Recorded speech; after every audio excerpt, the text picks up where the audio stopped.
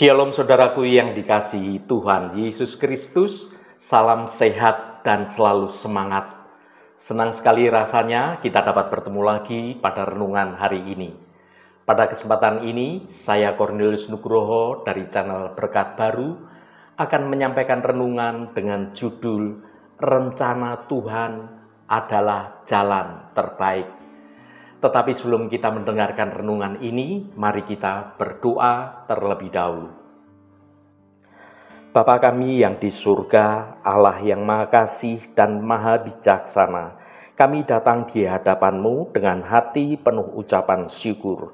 Terima kasih ya Bapa atas setiap nafas kehidupan yang Engkau berikan, atas setiap berkat kesehatan, berkat keluarga, dan juga segala kebaikan Engkau yang tidak terhingga dalam hidup kami. Tuhan, kami bersyukur karena Engkau adalah Allah yang memiliki rencana yang indah. Sungguh Engkau adalah Allah yang selalu menghendaki yang terbaik bagi kami.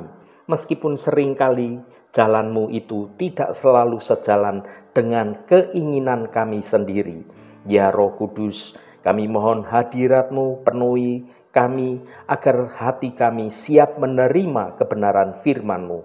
Bukalah mata rohani kami dan berikan kami hikmat dan pengertian untuk dapat menyelami kebenaran firman-Mu. Singkirkanlah segala pikiran yang mengganggu dan hati yang bimbang agar kami dapat sepenuhnya fokus dan menerima apa yang ingin Engkau sampaikan melalui renungan ini. Terima kasih Tuhan, dalam nama Tuhan Yesus Kristus kami berdoa. Haleluya, amin. Saudaraku yang terkasih, hidup ini seringkali penuh dengan ketidakpastian. Kita sering dihadapkan pada berbagai macam pilihan, berbagai macam tantangan, dan impian yang ingin kita raih. Tidak jarang kita itu merasa cemas, merasa takut, atau bahkan menjadi bingung, menjadi bimbang tentang langkah apa yang harus kita tempuh atau yang harus kita ambil. Dalam setiap pergumulan itu, ada satu kebenaran yang tidak pernah goyah, yaitu rencana Tuhan selalu yang terbaik bagi kita. Renungan ini hadir mengajak kita semua untuk merenungkan kembali keyakinan yang mendalam ini, bahwa Allah memiliki rancangan yang baik. Bukan sekedar sebuah kalimat yang indah, melainkan sebuah fondasi dari iman kita yang kokoh. Kita akan bersama-sama melihat bagaimana menyerahkan sepenuhnya hidup kita dan segala kekhawatiran kita ke dalam tangan Tuhan. Bukan berarti kita menyerah dan menjadi kalah, melainkan sebuah tindakan iman yang membawa damai sejahtera yang melampaui segala akal. Karena kita percaya pada rancangan Tuhan. Ketika kita memilih mempercayai rencana Tuhan, maka kita ini sebenarnya sedang membuka pintu-pintu berkat yang tidak terduga yang telah Tuhan sediakan bagi kita. Kita dapat percaya bahwa Tuhan itu memiliki rencana yang jauh lebih besar untuk hidup kita daripada rencana dan rancangan kita sendiri. Mari kita baca Yakobus pasal 4 ayat 13, 14, dan 15. Jadi sekarang, hai kamu yang berkata, hari ini atau besok kami berangkat ke kota Anu, dan di sana kami akan tinggal setahun dan berdagang serta mendapat untung. Sedang kamu tidak tahu apa yang akan terjadi besok. Apakah arti hidupmu? Hidupmu itu sama seperti uap yang sebentar saja kelihatan lalu lenyap. Sebenarnya kamu harus berkata, jika Tuhan menghendakinya, kami akan hidup dan berbuat ini dan itu. Saudaraku, Hidup ini memang rentan dan tidak terduga, dan yang sesungguhnya kita ini tidak pernah bisa memastikan apa yang akan terjadi pada kita pada hari esok. Tetapi kita ini seringkali menganggap bahwa hari esok tidak terjadi apa-apa buat kita. Dan bahwa hari esok itu semuanya akan lancar dan baik-baik saja. Bahkan kita bisa berkata bahwa hari esok ya akan seperti hari yang kemarin. Dan inilah salah satu kesombongan manusia yang merasa dirinya dapat mengendalikan akan hari esok. Saudaraku, pernahkah kita berpikir kalau hari ini adalah hari terakhir kita? Sikap yang kelewat percaya diri inilah yang dikecam oleh Rasul Yakobus pada orang Yahudi yang disuratinya. Yang memang saat itu orang Yahudi pandai berdagang dan banyak yang menjadi sukses. Makanya Rasul Yakobus memperingatkan kita dengan berkata, kamu tidak tahu apa yang akan terjadi besok. Apakah arti hidupmu? Hidupmu itu sama seperti uap yang sebentar saja kelihatan lalu lenyap. Dan sayangnya, di zaman sekarang ini, beberapa orang berpendapat bahwa keberhasilan itu mereka anggap sebagai keberhasilan mereka sendiri tanpa campur tangan akan pimpinan Tuhan. Mereka itu orang dunia zaman sekarang ini banyak yang berkesan tidak peduli atas kefanaan hidup yang digambarkan oleh firman Tuhan seperti uap. Sangat sebentar sekali. Dalam Yakobus pasal 4 ayat 16. Tetapi sekarang kamu memegahkan diri dalam congkakmu dan semua kemegahan yang demikian adalah salah. Saudaraku, memegahkan diri dalam congkakmu. Ayat ini berkata dengan sangat jelas bahwa itu adalah suatu perkara yang salah di hadapan Tuhan. Memegahkan diri dalam congkakmu itu adalah kesombongan manusia. Dan Tuhan akan menentang orang-orang yang sombong. Jika segala keberhasilan dan pencapaianmu itu engkau anggap sebagai prestasi atau jerih payahmu sendiri, atau engkau menganggap sebagai usahamu sendiri, maka kesombonganmu itu merupakan awal dari kejatuhanmu. Sebab ketika engkau menjadi sombong, maka engkau sedang berhadapan dengan murka Tuhan. Karena yang sesungguhnya semua yang engkau dapatkan atau apa yang semua engkau peroleh itu karena kemurahan Tuhan saja. Itu karena Tuhan turut bekerja dan berkarya dalam hidupmu. Hal itu juga karena Tuhan yang berkehendak. Saudaraku, banyak orang dunia itu, mereka itu orang yang sombong, yang suka membual, selalu bangga dengan dirinya sendiri. Semestinya mereka berserah kepada Tuhan, karena Tuhan itu selalu tahu jalan yang terbaik bagi kita semua. Meskipun demikian, kita yang percaya semua yang terjadi atas kehendak Tuhan, maka hal ini bukan berarti bahwa kita dapat lepas tangan begitu saja atas hidup kita, atas segala rencana kita. Sebaliknya, kita harus tetap menjalankan segala aktivitas kita dengan penuh kesadaran bahwa jika Tuhan tidak berkenan, kita mesti siap untuk berganti haluan menuju sesuatu yang baru, sesuatu yang dikehendaki oleh Tuhan. Kita harus tetap membuat rencana yang baik dalam hidup kita ini. dan kita menyerahkan semua rencana-rencana kita kepada Tuhan, supaya Tuhan itu berkenan akan rencana kita dan Tuhan juga turut bekerja dalam rencana kita. Dan pada akhirnya yang terjadi adalah semua itu karena kehendak Tuhan saja, bukan karena kehebatan kita. Mungkin proses yang harus kita jalani sungguh tidak mudah, atau mungkin proses yang tidak menyenangkan, tetapi nantinya akan terbukti bahwa hal itu adalah yang terbaik dari Tuhan, sesuai dengan kehendak Tuhan.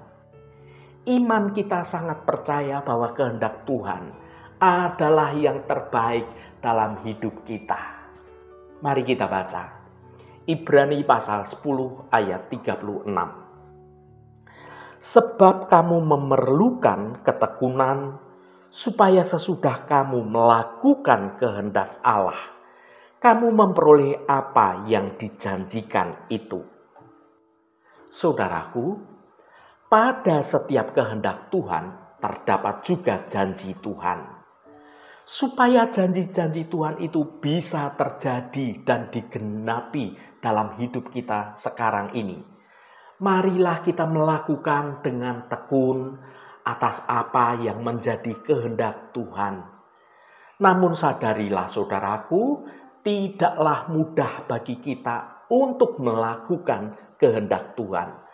Terdapat beberapa hal yang sangat mendasar yang akan membantu kita dalam melakukan kehendak Tuhan. Hal pertama supaya dapat melakukan kehendak Tuhan adalah kita harus percaya kepada Tuhan. Saudaraku, dalam hal yang berhubungan dengan kehidupan kita, kita hanya akan melakukan perintah atau kehendak dari orang yang kita percayai atau dari orang yang kita takuti. Itulah yang terjadi di dunia ini. Namun, Allah lebih senang kalau kita melakukan kehendak Allah karena kita percaya kepada Tuhan, bukan karena kita takut pada Tuhan. Sebagai Bapa yang baik, Tuhan itu lebih senang kita percaya pada Bapa yang kita hormati daripada kita melakukan karena kita takut pada Bapa. Dalam hubungan dengan seseorang yang memberi perintah, apakah itu orang tua atau guru atau pimpinan kita atau dokter dan banyak lain sebagainya, tanda kepercayaan adalah ketaatan kita atas perintah orang tersebut. Dan sebaliknya, tanda ketidakpercayaan adalah ketidaktaatan. Misalnya dokter menyuruh kita minum obat 3 kali sehari sampai obat itu habis.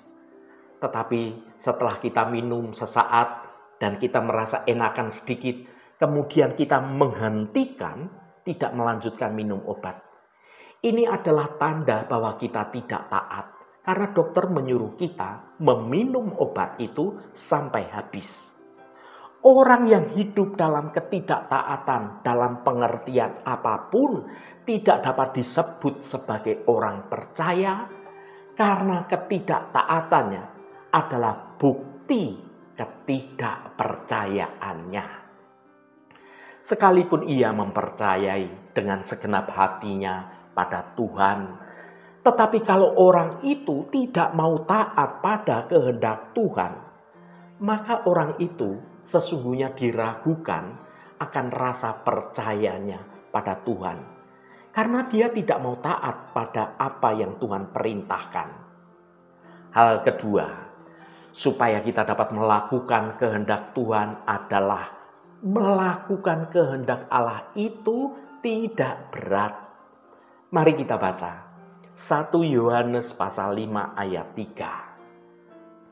Sebab inilah kasih kepada Allah, yaitu bahwa kita menuruti perintah-perintahnya. Perintah-perintahnya itu tidak berat. Saudaraku, Apakah ketika kita melakukan kehendak atau perintah Allah, itu terasa berat? Jika kita mengasihi seseorang, maka setiap keinginan dan setiap kehendak dari orang yang kita kasih itu sangatlah enteng untuk kita lakukan. Kita akan melakukannya dengan penuh semangat dan berusaha untuk menyenangkan hati orang yang kita kasih. Ingatlah saudaraku, saat engkau jatuh cinta pada orang yang engkau cintai. Orang yang sedang pacaran pasti tahu akan hal ini. Karena kalau kita melakukan dengan penuh perasaan yang penuh cinta, maka tidak ada segala sesuatu itu terasa berat. Banyak orang yang bahkan sanggup mengorbankan segalanya karena cinta. Jika sesungguhnya kita mengasihi Tuhan, perintah Tuhan tidak akan terasa berat, karena satu-satunya upah yang kita cari ialah bagaimana kita menyenangkan hati Tuhan, kesenangan Tuhan. Seperti yang dikatakan oleh Yohanes, sebab inilah kasih kepada Allah, yaitu bahwa kita menuruti perintah-perintahnya.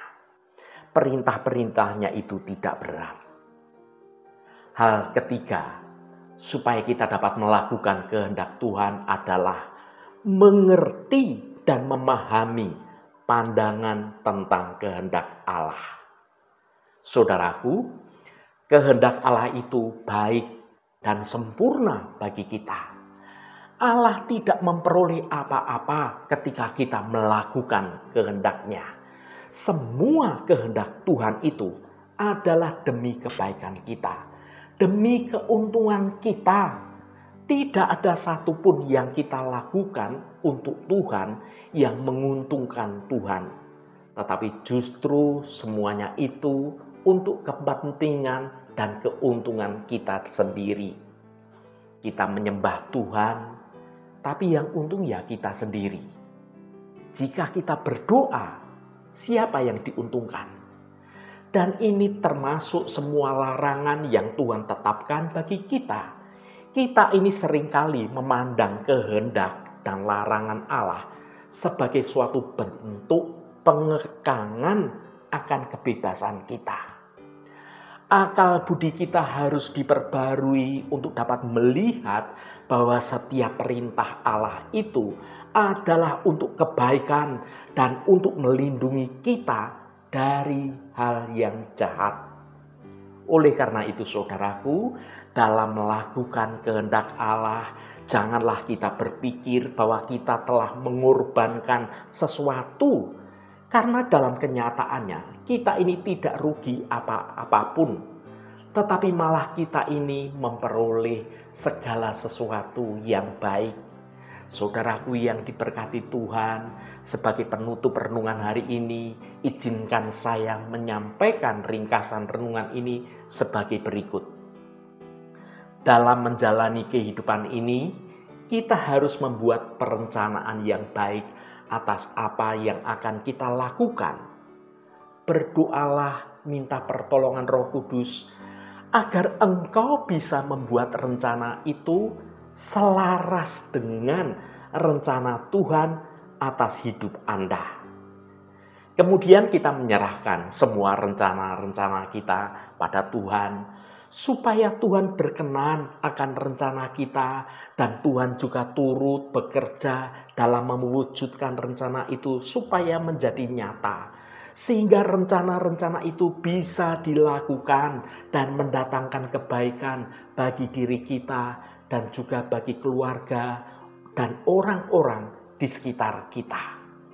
Dan pada akhirnya, yang terjadi adalah semua itu karena kemurahan Tuhan dan kehendak Tuhan saja. Mungkin proses yang harus dijalani sungguh tidak mudah, atau mungkin prosesnya tidak menyenangkan, tetapi nantinya akan terbukti bahwa hal itu adalah yang terbaik. Iman kita sangat percaya bahwa kehendak Tuhan adalah yang terbaik dalam hidup kita semua. Haleluya, Tuhan memberkati kita semua. Mari kita tutup renungan ini dengan berdoa. Ya Bapa di surga, pencipta semesta alam dan pemilik hidup kami datang di hadapan-Mu dengan hati yang penuh ucapan syukur, namun kami juga dengan segala kerendahan hati. Kami merenungkan kebesaran-Mu dan kebijaksanaan-Mu yang tidak terbatas. Seringkali jalan hidup kami terasa begitu berliku, penuh dengan ketidakpastian, banyak tantangan yang menguras energi kami. Kami berusaha untuk dapat memahami setiap langkah, merencanakan masa depan, dan menggapai impian kami sendiri. Kami percaya ya Tuhan, bahwa rencana-Mu selalu yang terbaik bagi kami. Meskipun terkadang kami tidak mengerti, meskipun jalan yang Engkau tunjukkan terasa begitu sulit, dan meskipun keinginan hati kami bertolak belakang dengan kehendak-Mu, kami tahu bahwa Engkau merancang setiap detail dengan cinta dan tidak pernah salah, dan segala sesuatu itu sangat baik bagi kami. Engkau tidak pernah merencanakan keburukan bagi anak-anak-Mu, melainkan suatu kemajuan dan masa depan yang penuh harapan. Bantulah kami ya Roh Kudus, untuk kami dapat sungguh-sungguh menyerahkan diri seutuhnya hanya kepada Engkau. Ajarkan kami untuk dapat melepaskan segala kekhawatiran, segala ketakutan, dan segala keinginan untuk mengendalikan segalanya. Biarlah hati kami senantiasa terbuka untuk dapat menerima setiap tuntunan Engkau, bahkan ketika itu tidak sesuai dengan harapan atau imajinasi kami. Berikan kami iman yang teguh untuk dapat percaya bahwa ketika kami berserah sepenuhnya kepada Engkau, Engkau akan membawa kami pada damai sejahtera yang melampaui segala akal. Terima kasih Tuhan. Tuhan, secara khusus kami berdoa untuk saudara-saudara kami dimanapun berada yang saat ini sedang menderita sakit. Kami mohon jamahan-Mu dalam nama Tuhan Yesus Kristus. Kuasa penyembuhan boleh terjadi pada saudara-saudara kami yang sedang sakit. Jamahan dan lawatan Engkau juga terjadi pada saudara-saudara kami yang saat ini sedang dalam pergumulan dan beban berat. Engkau bukakan jalan keluar bagi mereka, agar hidup mereka boleh menikmati berkat-berkat kemurahan-Mu. Berkati mereka yang hari ini berulang tahun Tuhan. Engkau tambahkan 1 tahun lagi. Terima kasih buat anugerah-Mu, umur panjang di tangan kanan dan kekayaan serta hormat di tangan kiri. Berkat Tuhan mengalir bagi setiap mereka yang hari ini berulang tahun. Terima kasih Tuhan, segala hormat, pujian, dan ucapan syukur hanya bagi nama-Mu Allah yang kudus. Saudaraku, mari kita berdoa Bapa kami. Bapa kami yang di surga, dikuduskanlah nama-Mu, datanglah kerajaan-Mu, jadilah kehendak-Mu di bumi seperti di surga. Berikanlah kami pada hari ini makanan kami yang secukupnya, dan ampunilah kami akan kesalahan kami, seperti kami juga mengampuni orang yang bersalah kepada kami. Dan janganlah membawa kami ke dalam pencobaan, tetapi lepaskanlah kami daripada yang jahat. Karena Engkaulah yang empunya kerajaan dan kuasa dan kemuliaan sampai selama-lamanya. Amin. Saudaraku, bukalah hatimu dan tengadahkan tanganmu. Terimalah berkat Tuhan. Tuhan memberkati engkau dan melindungi engkau. Tuhan menyinari engkau dengan wajah-Nya dan memberikan kasih karunia. Tuhan menghadapkan wajah-Nya kepadamu dan memberikan damai sejahtera. Berkat anugerah dari Bapa Surgawi, cinta kasih karunia dari Tuhan Yesus Kristus, dalam persekutuan dan penghiburan Roh Kudus, menyertai kita semua sekarang ini dan sampai selama-lamanya. Dalam berkat Tuhan Yesus Kristus, haleluya, amin. Puji Tuhan saudaraku semua, saya percaya firman Tuhan hari ini sudah menjadi berkat yang akan menuntun hidup kita semua. Roh Kudus senantiasa menolongmu dan menuntunmu untuk dapat hidup dalam jalan kebenaran Tuhan. Saudaraku, saya sangat senang sekali dan berterima kasih jika Anda berkenan memberikan komentar pada konten video ini dan bagikan renungan ini pada teman dan sahabat Anda, agar mereka diberkati juga melalui renungan ini. Terima kasih saudaraku, sampai bertemu kembali. Shalom, Tuhan memberkati.